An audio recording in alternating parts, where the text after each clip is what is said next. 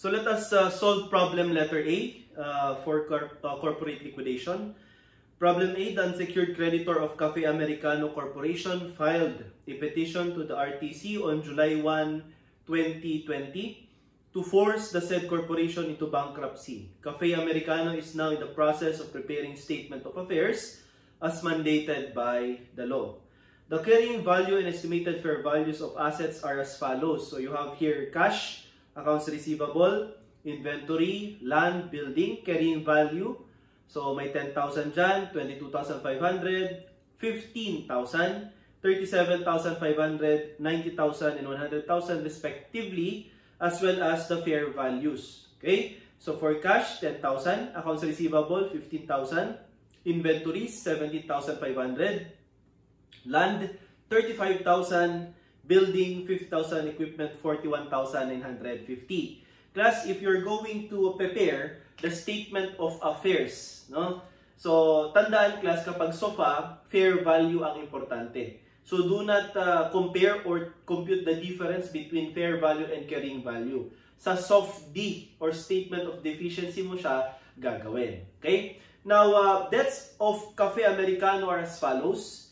Okay, we have accounts payable, so these are the liabilities, 30,000, wages payable, 5,000, taxes payable, 5,000. So yung tax at saka salaries, yan po ay part ng ACE. No? These are credits or creditors with priority. Okay, so liabilities with priority, ito, lagyan nyo na lang ng asterisk, 5,000. Okay, dalawang 5,000. Notes payable, okay, 60,000, interest on notes payable to 750. Again, you have learned this in your law. Okay, the accessory follows the principal. So kahit hindi banggitin, nakasama yung interest, no, sa isa-settle or naka-attach na asset to pay this liability, i-add natin yan. Okay, same with bonds payable and interest on bonds payable of 75,000 and 3,750. So let's analyze, no. The notes payable is secured by inventory and accounts receivable. Now here we have notes payable plus interest. This is equivalent to 62,750. Ang naka-attach na asset dyan ay accounts receivable plus inventory. Okay? So AR is equivalent to 15,000, inventory is equivalent to 17,500. So 32,500 class. Okay, pag kinompare natin, mas mataas po yung liability, no? So this is considered as partially secured liability because the liability's fair value is greater than the amount of asset attached. Okay, so ganyan po natin i-analyze. Now, on the other hand, bonds payable is secured by land and building. So how about bonds payable? Bonds payable plus interest. Okay? Pag in-add natin yan, we have 75,000 plus 3,750. So, 78,750. Okay? Versus the fair value of land. No? Land and building.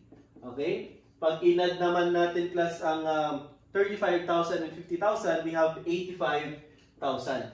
So, as you will notice, okay, yung liabilities natin ay less than yung fair value ng asset. So this is a fully secured liability. Okay? So done tayo, no, sa notes payable, bonds payable, and interest. With respect to taxes, so 1, 2, number 3. Okay? I-classify muna natin yung liabilities class, no? Taxes and wages or salaries. Okay? These are part of your total unsecured creditor with priority kasi po sila ay part ng ACE, no? ACE. Okay, assessment, taxes, dues, compensation, and liquidation expenses. Now, with respect to number 4, yung natitirang liability, okay? Accounts payable, kung mapapansin nyo, accounts payable class, wala pong naka-pledge na asset, okay? No assets pledge, and hindi rin po siya part ng ACE. So, ibig sabihin, ito po ay part ng without priority or to quote. Okay, so ganun natin in-analyze class, no? Okay, so again, Notes payable, partially secured. Bonds payable, fully secured. Taxes, wages, with priority. Accounts payable, without priority. Okay? Now, sa format natin, if you can still recall, no?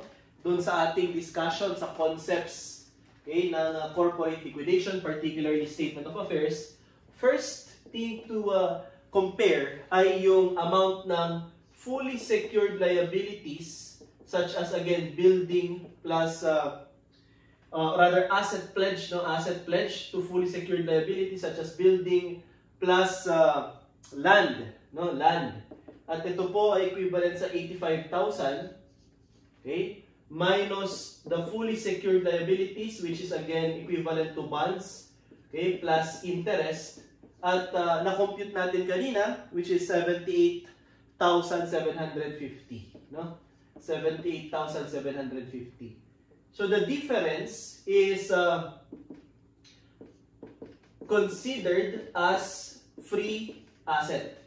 Okay, free asset yan. Yung excess amount. Magkano yung excess amount? 85,000, okay? Minus 78,750, we have here 6,250. Okay, so yan yung excess amount natin. Free asset ang consideration natin dyan. Now, among the assets, no, na nabanggit, cash hindi naka-attach, equipment hindi rin siya naka-pledge or naka-attach sa liability. So, meron ka dito class na assets not pledged. Okay? So, yung assets not pledged natin, i-add natin po, okay, yung cash at equipment at their fair value. So, magkano yung cash natin? 10,000. Equipment natin ay 41,950. So, this is 51,950. So, pag in-add natin ito, okay, we have here the total, no? Total free, okay, assets. And our TFA is equivalent to, okay, 58,200. 58,200. Now, ano yung una mong i-deduct dyan sa free asset na total? Yung total unsecured creditor with priority.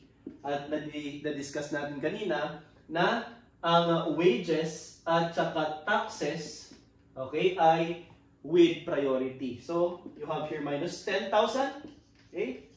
At meron tayong net free asset, okay, NFA, no? That's our acronym, net free asset, amounting to 48,200. So, ganyan po. Okay? Sir, dyan po ba nagtatapos? Hindi. Kailangan mo munang i-deduct yung para naman sa unsecured creditor without priority. Yan po yung wala nang asset na naka-pledge sa kanya, hindi pa siya part ng ACE. So, magkano kaya ito? Okay? Pag na-compute mo to at dideduct natin sa NFA, the negative result will be your estimated deficiency to unsecured creditors. Okay? So, yan yung normally na tinatanong. Ngayon, step 2, para ma-compute mo yung tukwo, no? Total unsecured creditor without priority, magsimula ka naman sa partially secured liabilities at sa problem, yan po yung notes payable at interest amounting to 62,750 minus yung asset pledge to partially secured liabilities. Again, sa problem, ito po yung AR plus inventory. Okay? Dito sa taas, notes payable plus interest. Okay? So, AR plus inventory is equivalent to 32,500. Okay? 32,500. So, minus tayo dito. Okay? 32,500. So, meron kang excess. Yan. And this excess amount is treated as unsecured creditors without priority. Okay? At magkano po yung excess na yan? 62,750 minus 32,500 is equivalent to 30,250. So 30,000, okay, 250. And this 30,250 na excess, idadagdag mo sa unsecured creditor without priority which we have already classified kanina, yung accounts payable, okay? Wala na nga siyang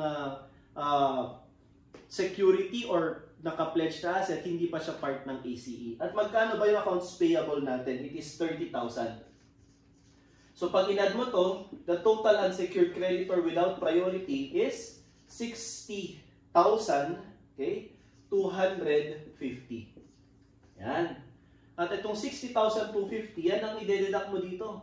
Okay? To get the estimated deficiency to unsecured creditor. So minus 60,250.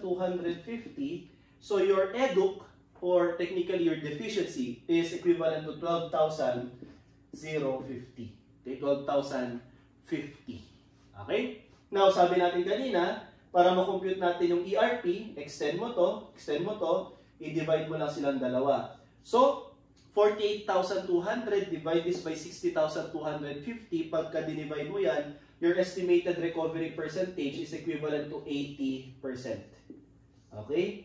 So, ibig sabihin, sa mga unsecured creditor na walang priority sa bawat piso na asset, 80 cents lang ang matatanggap ninyo. That's your recovery percentage. Hence, 20 cents, okay, ay loss at kayo mag-absorb ng loss na yan. Okay, so ganun po ang kwento ng 80% na ito. Now, kung tinanong kayo, okay, so this is the fourth, no, the least, okay, priority sa mga creditors. Pag ang tanong naman ay, what is the estimated recovery percentage, no, for, okay, ito without priority, for the fully secured liability, kahit nakapikit class, alam mo na yung sagot dyan, 100%.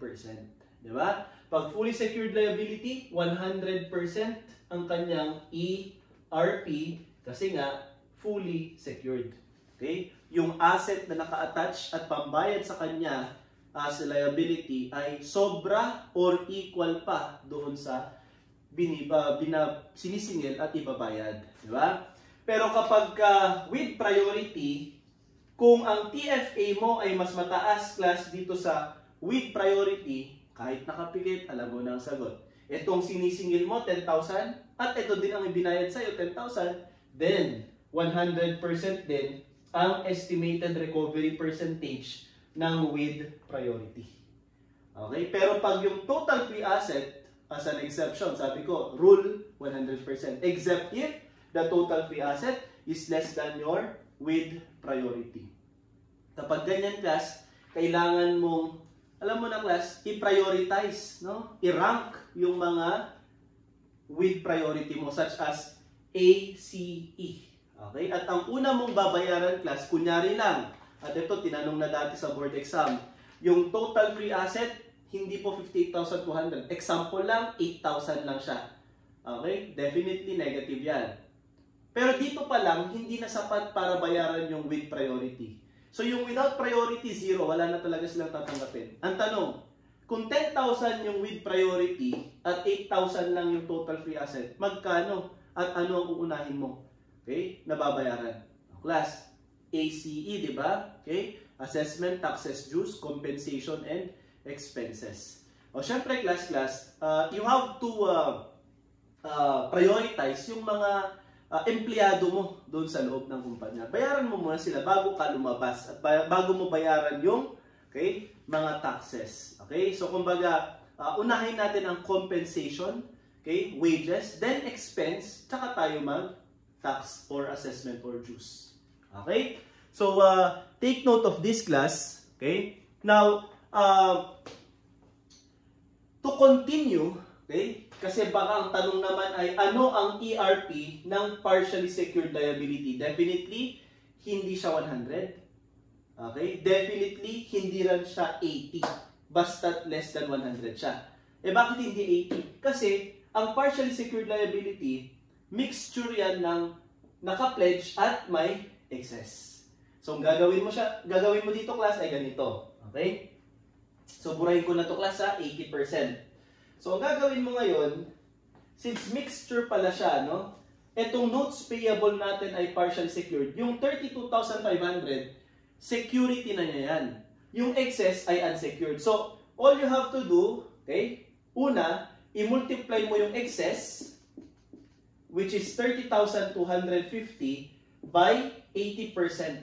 So yung sinisingil mo na 30,250, 80 cents or 80% lang sa bawat piso na sinisingil mo, dito ang mababayaran. Okay? Kaya 80% of 30,250 na excess is equivalent to how much? Tapos, okay, yung total dito, dadagdagan mo ng asset pledge, okay, to partially secured liability, which is 32,500. Okay? Ngayon, itong 32,500 na ito, kapag dinagdag mo dito sa 80% of 30,250, yung total na mako-collect ng creditor na nagpautang at may notes payable ka ay 56,700. So you have your 56,700. So technically, this is equivalent to 24,200? Yan, 24,200. So this is your recovery, no? Recovery. Total collection, pero ito ang sinisingil mo, 62,750. I-divide mo lang po yan. 56,700 divide this by, okay, 60,250 at ang sagot po natin ang ERP, no? ERP, okay, 56,700 divide this by 62,750 na sinisingil. Ang ERP ng partially secured liability is 90.36, okay? 36%. Ayan po, nandito na po sa whiteboard natin ang mga kailangan natin sa requirements ng problem letter A. So first question, okay? How much is the net free asset? So ito po, ha? Okay, ito yung first solution natin, and the net free asset is 48,200. Okay, so ang sagot natin class for number 1, letter B, 48,200. Number 2, what is the estimated recovery percentage or estimated dividend percentage? Pag hindi in-specify kung alin or anong klaseng credit or liability, ito pong isasagot natin, ha? Unsecured. Okay, so ang sagot natin dyan ay yung 80% na na-compute natin kanina. So our answer for number 2 is letter C, 80%. Okay? Number 3, how much is the estimated deficiency to unsecured creditor?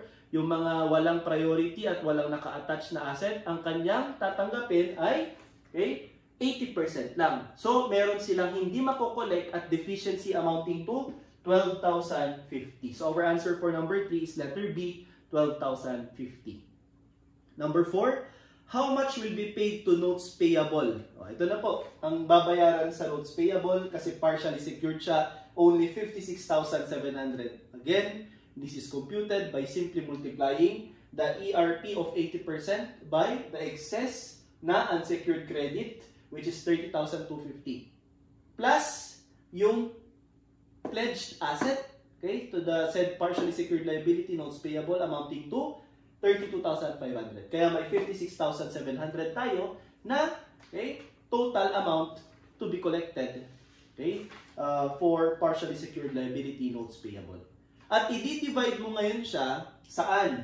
Doon sa total amount, okay, of liability. Ito yung na-collect, 56,700. Ito yung total liability na partially secured. Then, ang ma-recover mo lang, okay, sa partially secured ay 90.36%. Ibig sabihin, sa bawat piso na sinisingil mo sa 62,750, 0.9036. Okay? 9036 lang ang makokolekta. So, meron ka ding share sa deficiency. Okay? For number 4, letter C. For number 5, what is the estimated recovery percentage for unsecured creditor with priority? Ito po yun, with 100%. So, ang sagot natin ay letter D. What is the estimated recovery percentage for fully secured creditor? O, kahit nakapikit ka, sagot mo, 100%. Okay? And for number 7, what is the estimated recovery percentage for partially secured creditor? Letter C, 90.36. Okay, 90.36. Ngayon, for statement of deficiency, to answer number 8, okay, number 9, 10, and 11, Class, ang dapat mo nang gawin ay i-compare, no? Yung carrying value sa fair value. Okay? Statement of deficiency. Di ba sabi ko kanina, class, okay? Doon sa ating lecture sa statement of deficiency, kapag deficiency, difference. Difference between carrying value and fair value. Okay? So, i-compare ninyo, class. Ha? So, kindly compare the value of cash, 10,000 versus 10,000, wala pong change. Accounts receivable from book value or carrying value of 22,500, naging 15,000. So, there is a decrease. So, meron kang loss. Okay? May loss ka dito na 7,500. So, ilagay ko dito ha. Loss of 7,500. This is for AR. For inventory, 15,000 naging 17,500. Nag-increase ng 2,500. So, this is for inventory. What else? Land. 37,500 naging 35,000. Nag-decrease ng 2,500 yung land. Okay. What else? 90,000 carrying value of the building. Naging 50,000. So, there is decrease in asset. Okay. Particularly building, 40,000. Okay. And then last, equipment. From 100, naging 41,950. So, there is decrease in equipment amounting to 58,000, okay? 050. Ayan, equipment. So, again, dito sa ating debit, okay, meron ka bang LOREA? Loss on realization. Sa credit, meron ka bang GOREA? Gain on realization. So, ito po, ito yung kaisa-isang gain natin. So, this is 2,500. Okay? Yung loss natin, mga bagsak sa asset. Okay, wala namang change sa liabilities, no? So, there is no increase or decrease. So, dito lang tayo sa asset. 7,500 plus 2,500, that's 10 plus 40, that's 50 plus 58,050. So, your LOREA is 108,050. Okay? So, ngayon, itong LOREA natin at GOREA, ito din po, no? Yung tinatawag nating estimated gross loss. Okay? Egg loss of 108,050 and estimated gross gain, egg gain of 2,500. However, okay, kapag tinanong kayo, how much is the net loss, estimated net loss, take note class estimate lang po ang statement of deficiency at statement of affairs. Actual yung SORAL. Okay? So, 108,050 minus 25, we have here 1, okay, 105, okay, 550, no? So you have here 105,550. Yan yung estimated net loss which will be, okay, shared between the stockholders, loss absorbed by the stockholders, at yung loss absorbed by unsecured creditor. And we have mentioned that the loss absorbed by unsecured creditor is always equal to the estimated deficiency to unsecured creditors computed under statement of affairs. So in this problem, same problem, ang EDUC natin ay 12,050 loss. So dapat yun din ang makompute mo dito. So patunayan natin. Sa net loss na 105,550, magkano ba ang loss absorbed by the stockholders? So you have common stock. At ang sabi sa problem class, okay, basahin natin.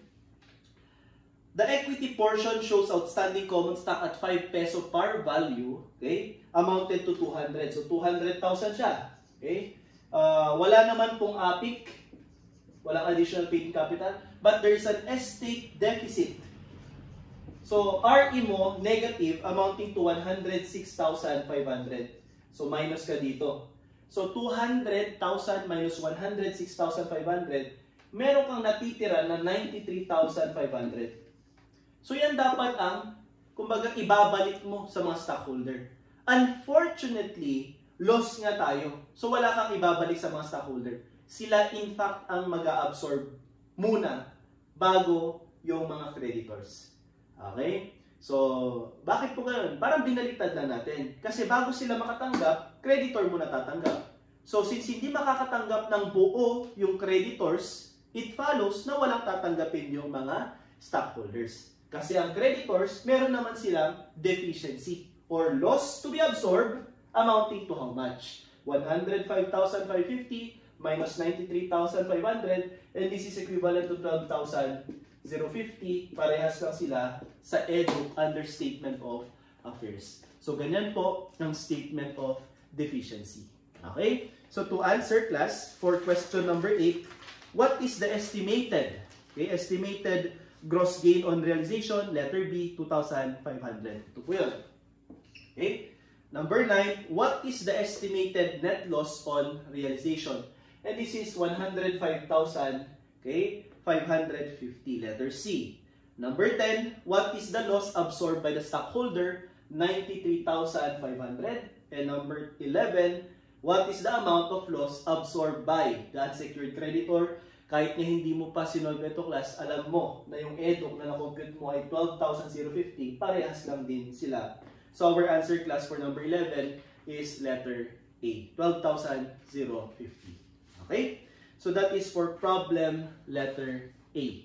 Now, let's proceed to problem letter B. Okay?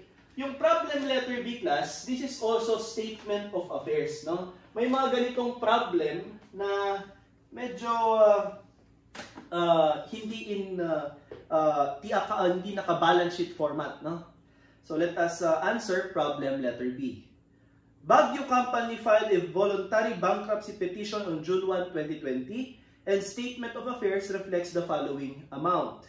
Asset pledged with fully secured creditors has book value of 160,000. Hindi mo kailangan yan, class. Ang kailangan mo ay yung fair value or the realizable value amounting to 190,000.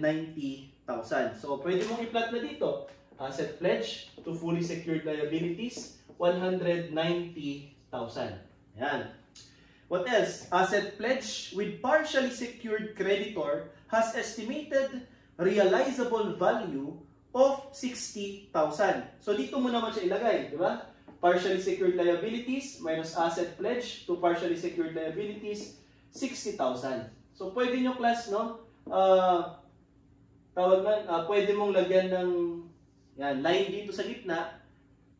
Simulan mo sa asset pledge fully secured, simulan mo naman sa partially secured. Okay, tapos fill in the blanks, di ba? Ito, anong i-deduct ko dito? Fully secured liabilities. Magkano ba ang fully secured liabilities? Alamin natin as we solve the problem. Okay, magkano naman ang partially secured? Alamin din natin. Okay, as we solve yung problem. So now, but the free asset amounted to 140,000. Di ba pag dineduct mo to may excess? And this excess is treated as FA, pero meron kang asset not pledge. So, FA na siya, free asset. Diba? And your free asset as provided sa problem ay 140,000. So, nakaabang na siya dito yung 140. Okay? And 204, the realizable and book value respectively. So, piliin mo class yung 140. Liabilities were as follows. Una, liabilities with priority. So, that's to quip. So, pag in-add mo to, this is your total free asset. Less your total unsecured creditor with priority, and sa problem, binigay na po 20,000. Ayan. What else? Fully secured creditors, 130,000. So, minus ka dito, 130,000. So, i-plot mo lang yan. Minus mo. So, you have your 60,000 excess plus 140 na not pledge. So, the total free asset is 200,000. Okay? What else? Partially secured creditors ay 100,000. So, ilagay mo naman dito, 100,000 ang partially secured minus asset pledge. So, your excess is treated as unsecured creditor of 40,000. Okay? Now, the unsecured creditor, ito na po yung wala pong naka-pledge na asset sa kanya. So, unsecured creditor, okay? Is equivalent to 260,000. Idadagdag mo yan, class, to get your total unsecured creditor without priority. So, of 300,000. So, yan. Ito naman yung tukwik. Ito yung TFA. So, pag dinidak mo yan, you have the NFA or the net free asset. Magkano ang net free asset natin? 200 minus 20,000, 180,000. At i-deduct mo naman ang total unsecured creditor without priority as computed a while ago, amounting to 300,000. So, ang ating estimated deficiency or EDUC, yan, ay equivalent to 120,000, no? Pero ang tanong class dito, if the assets are converted into cash at the estimated realizable value, what is the ERP for partially secured liability? Ito po, ano daw ang ERP mo, partially secured? Definitely, hindi 100%, kaya hindi letter A ang sagot. Okay? Pangalawa, ang gagawin mo, i-divide mo muna itong dalawa. No? Divide ko nga. Okay? 180, divide this by 300. Okay? 1,000. Yan. Ilang percent ba ito? Okay? At ang result ay 60%. Plus, this ERP of 60% is for unsecured creditor. Kung ang tanong sana ay ERP ng unsecured creditor, ito na yung sagot mo, letter C na dapat. Pero hindi letter C ang sagot natin ngayon kasi ang tanong ay ERP ng partially secured. So all you have to do is ganito class. I-multiply mo to ng 60%. Okay? So ito yun. Gamitin mo dito. 40,000 times 0.6, that is 24,000. Tapos i-extend mo to plus 60,000. So, ang total na mako-collect, okay, for partially secured liability ay 84,000. Eh magkano ba ang outstanding liability natin? 100,000. So, divide this by 100,000. Ang ERP ng partially secured liability ngayon ay 84%. Hindi po 60%, hindi ito, but 84%. So our answer class for this particular problem is letter B, boy, 84%.